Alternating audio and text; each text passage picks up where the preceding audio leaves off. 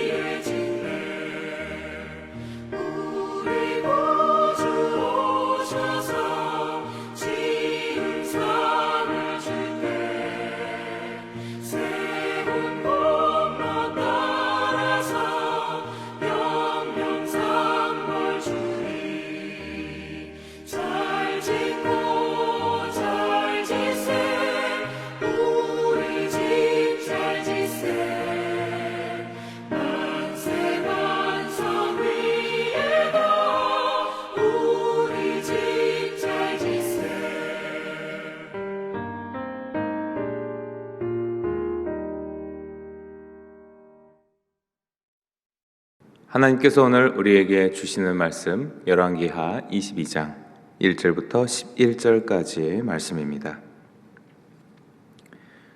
요시야가 왕위에 오를 때에 나이가 8세라 예루살렘에서 31년간 다스리니라. 그의 어머니의 이름은 여디디아요 보스갓 아다야의 딸이더라. 요시야가 여호와 보시기에 정직히 행하여 그의 조상 다윗의 모든 길로 행하고 좌우로 치우치지 아니하였더라. 요시야 왕 18째 해에 왕이 무술람의 손자 아살리야의 아들 서기관 사반을 여호와의 성전에 보내며 이르되 너는 대제사장 힐기야에게 올라가서 백성이 여호와의 성전에 드린 은 곧 문지킨 자가 수납한 은을 계산하여 여호와의 성전을 맡은 감독자의 손에 넘겨 그들이 여호와의 성전에 있는 작업자에게 주어 성전에 부서진 것을 수리하게 하되 곧 목수와 건축자와 미장이에게 주게 하고 또 제목과 다듬은 돌을 사서 그 성전을 수리하게 하라. 그러나 그들의 손에 맡긴 은은 회개하지 말지니 이는 그들이 진실하게 행함이니라. 대제사장 힐기야가 서기관 사반에게 이르되 내가 여호와의 성전에서 율법책을 발견하였노라 하고 hil기야가 그 책을 사반에게 주니 사반이 읽으니라. 서기관 사반이 왕에게 돌아가서 보고하여 이르되 왕의 신복들이 성전에서 찾아낸 돈을 쏟아 여호와의 성전 맡은 감독자의 손에 맡겼나이다 하고, 또 서기관 사반이 왕에게 말하여 이르되 제사장 hil기야가 내게 책을 주더이다 하고, 사반이 왕의 앞에서 읽으매 왕이 율법책의 말을 듣자 곧 그의 옷을 찢으니라. 아멘. 요시야는 아버지 아몬이 죽고 나서 또 어린 나이에 왕으로 세워진 남유다의 또 새로운 왕이었습니다. 므낫세의 잘못된 악행, 그리고 아몬에 이어지는 또 연속된 악한 통치의 왕의 모습이 오늘 우리 말씀을 읽으면서요, 다시 히스기야 왕이 하나님의 마음에 합하게 통치했던 때와 같이 이 요시야 왕도 므낫세 아몬 왕과 반대로 이제는 하나님의 뜻을 따라 온전히 하나님과 백성들을 섬기는 왕으로 비춰지고 있습니다. 그 왕을 오늘 2절 말씀은 이렇게 한 절로 요약하고 있는데요. 여호와 보시기에 정직히 행하여 그의 조상 다윗의 모든 길로 행했고 좌우로 치우치지 아니하였더라. 아마 이 남유다의 요시야 왕은 말씀대로 하나님께 순종하고 순복했던 왕이었던 것 같습니다. 왜냐하면 하나님의 율법과 규례와 법도에 순종하면서 또 아버지, 할아버지가 행했던 그 길을 또 잘못된 길이라고 따르지 않고, 또 다윗 왕으로부터 이어져 오던 또 여호와 보시기에 원하셨던 그 길을 행해 나아간 모습이 나타나기 때문인데요. 이제 그 연속성에 있던 정점을 찍는 것이 오늘 말씀에 나온 성전에서 율법책을 발견한 일이죠. 아마 요시야는 이미 어느 정도 여호와 하나님을 따르고 믿고 순종하며 의지하던 왕이었던 것 같습니다. 그랬으니 2절 말씀에서도 요시야를 이렇게 아마 요약하고 또 평가하고 있었을 것이기 때문이죠. 그리고 오늘 3절 이후에 나오는 성전 수리라는 이 율법책을 발견하게 되는 첫 사건, 배경이 되는 여호와의 성전 수리라는 이 일은 왕이 직접 서기관 사반을 불러서 명령합니다. 이 성전을 수리하라고. 그런데요, 3절, 4절, 5절, 6절, 7절 이렇게 율법책 발견하기 전까지 여러 절에 걸쳐 성전 수리하는 과정과 그 수리를 위한 왕의 명령의 내용이 나타나고 있습니다. 얼마나 자세하게 나타나냐면요, 이 성전을 수리하기 위해서 백성들에게 비용을 모금하고 그 모금한 비용을 성전에 누구에게 갖다 줘서 또 그 성전에 수리하는 각종 또 전문가들에게 또 당연한 보수를 주고 또 필요한 재료를 이것저것을 사서 수리하게 하라라고 명령하고 있습니다. 왕이요, 사실 다른 신하들 시키면 됩니다. 성전 수리 중요한 수리 일이지만 그 주변에 얼마나 많은 신하들이 있겠습니까? 그런데요, 요시야 왕은 이 서기관 사반을 직접 불러서 직접 명령을 합니다. 그만큼 왕도 성전을 수리하는 것을 중요하게 여기고 있다는 것이고요. 그 성전 수리의 이런 과정 하나하나 당연히 잘할 테지만 다시 한번 강조하면서 또 잘못되지 않도록 중간에 무엇인가 어그러지거나 빠지지 않도록 아주 구체적으로 강조하고 있습니다. 누구한테 은을 받아 모은 어떤 그 성전의 수리 비용을 성전에 가서 누구한테 주고 또 그것을 누구한테 또 주게 해서 또 사야 될 재료들은 지목과 돌 뭐 이런 것들을 왕이 아주 구체적으로 얘기하고 있는 것이죠. 이렇게 아마 요시야 왕은 하나님의 성전을 또 더 소중히 여기고 귀중히 여기고 성전을 수리하는 이 절차 또한도 잘 지켜왔던 것 같습니다. 그렇게 성전을 향한 하나님을 향한 따뜻한 마음 또 열심을 갖고 있던 이 요시야 왕은 그 성전 수리의 과정에서 말씀과 같이 8절에 대제사장 힐기야가 율법책을 발견해 사반에게 주고 사반이 읽고 돌아와서 왕에게 읽어주게 되죠. 이 율법책을 들은 11절에 왕의 반응은 곧바로 옷을 찢는 반응으로 나타납니다. 아마 이 옷을 찢는 행위는요, 여러 의미가 있을 수 있지만 대표적으로 슬픔과 탄식 그리고 회개 이런 의미들이 담겨져 있죠. 옷을 찢으면서 너무 답답해서 탄식하고 슬퍼하는 것은 이 율법책의 어떤 내용 때문에 그랬을 것인데요. 그러면 율법책에 오늘 말씀에는 어떤 내용이 있는지 나오고 있지는 않았지만 이 율법책은 어떤 말씀을 담고 있었을까요? 내일 또 이어지는 12절 이후에 다음의 말씀을 비추어 아마 염두에 보면 이 율법책의 말씀은 아마도 하나님의 규례와 법도를 기록하고 있고 그리고 또 북이스라엘 또는 이 남유다가 얼마나 그 하나님의 율법과 규례와 법도를 지키지 않았고 그리고 그러므로 말미암아 하나님이 진노하셔서 심판하시겠다고 명령하신 이 말씀의 내용들이 아마 들어있지 않을까 싶습니다.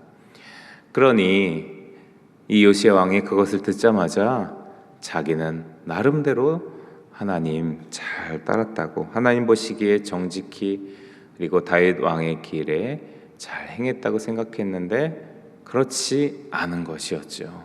그래서 탄식하며 슬퍼하기도 하고 어찌해야 하나 이런 여러 가지 마음이 담겨져서 옷을 찢으며 하나님 앞에 탄식하게 된 것입니다. 하나님께서 요시야에게 아마도 하나님의 뜻과 또 하나님의 계획을 정직히 행하는 왕이었기 때문에 아마 또 이렇게 율법책이 발견되게 돼서 이 남유다의 올바른 하나님의 통치와 하나님의 섭리가 세워질 수 있도록 인도하시는 과정이 바로 오늘의 말씀이 아닐까 여겨집니다. 요시야 왕은 하나님의 말씀을 듣자마자 이렇게 옷을 찢으면서 또 순전히 순복하며 그 앞에 겸손히 반응했습니다. 이런 요시야의 왕의 모습을 보면서 우리는 또 몇 가지 교훈을 얻게 되는데요. 첫 번째는 하나님 보시기에 여호와 보시기에 정직하게 그리고 하나님 마음에 합하게 행하는 것들 한 번에 되는 것이 없다는 것입니다. 한두 번 무엇인가 하나님의 뜻에 맞게 행해서 이렇게 요시야 왕이 율법책의 말씀을 듣고 이렇게 탄식하며 옷을 찢으며 반응한 것이 아니라는 말입니다. 그렇게 신앙생활했으면 아마 우리도 전혀 어려움 없이 하나님 마음에 합한 아주 신실한 신앙생활을 했을 텐데요. 신앙생활을 아주 열심히 오랜 시간 하더라도 여전히 부족하고 여전히 주님께 죄송한 그런 삶을 사는 것이 또 우리들의 육신을 삼고 사는 삶의 모습입니다. 그럼에도 우리가 포기하지 않고 또 주님을 붙들고 의지하면서 나아가는 모습이요. 하나하나 쌓여서 그것들이 또 나의 일상이 되고 그것이 또 나의 전부가 되고 그것이 나의 습관이 되어질 때 하나님 앞에 이 요시야 왕의 모습처럼 반응할 수 있겠죠. 어떤 말에 일평생 마음 편히 살다가 죽기 전에 예수님 믿고 구원받아 천국 가면 속 편하겠다, 이런 우스운 그런 얘기들을 어디선가 들은 기억이 있습니다. 그만큼 신앙생활 하는 것이 쉽지 않은 것을 말하고요. 그럼에도 그렇게 쉽지 않은 신앙생활 평생 하는 것보다 그냥 평생 그냥 죄짓고 막 살다가 죽기 전에 예수님 복음 듣고 회개해서 그때 구원받아 천국 가면, 죽고 천국 가면 좋겠다라는 어떻게 보면 말도 안 되는 이야기를 사람들이 생각하는 경우들도 있는 것 같습니다. 그런데요, 이렇게 정말 말한 대로 이루어지면 정말 행복한 또 은혜가 넘치는 삶일까요? 예수님을 알지 못했던 삶은 그럼 정말 마음대로 살았던 그 삶은 편안한 삶이었을까요? 전혀 그렇지 않죠. 오히려 그 이전에 예수님을 만나면 오히려 그 이전에 왜 예수님을 내가 빨리 만나지 못했을까? 이런 아쉬움이 오히려 생기지. 오히려 그때 돼서 이제 뒤늦게 예수님 알고 천국 가게 됐으니 좋다, 이럴 일은 아마 없을 것입니다. 그리고 예수님을 믿고 구원의 은혜와 십자가 감격으로 살아가는 그때부터의 삶이 오히려 천국의 삶과 비슷한 감사와 능력의 삶이지, 그 주님을 알지 못했던 삶과 비교할 수 없는 시간이기에 주님을 믿고 따르는 시간은요, 하나하나 쌓여져 나아가는 족족이 감사이고 여전히 부족하지만 은혜와 감격의 삶일 것입니다. 그러니 우리가 언제 죽을지도 알 수 없는 이 땅의 삶에서 요시야 왕의 모습과 같이 주님이 허락하시는 어떤 순간에, 우리가 알지 못하는 어떤 삶의 그 형편의 순간에 주님 기뻐하시는 행동과 순전한 모습을 행해 나아갈 수 있도록 우리는 더더욱 철저히 주님 앞에 날마다 나아가야 할 줄 믿습니다. 날마다 주님의 말씀 붙들고요, 날마다 주님 앞에 엎드리는 우리 모두가 되어야 하겠습니다. 또 한 가지 우리가 기억해야 할 것은 요시야는 하나님 말씀 앞에 겸손히 순복했다라는 것입니다. 하나님 말씀 앞에 우리가 여러 세상의 잣대를 대고 평가하고 판단하고 또 계산하는 우리들의 교만한 모습이 참으로 많이 있습니다. 이렇게 말씀대로 행하면 정말 될까? 이렇게 말씀대로 순종하면 내가 손해 입는 거 아닐까? 아니면 내가 손해 입지도 않고 하나님도 잘 따르는 방법 뭐가 있을까?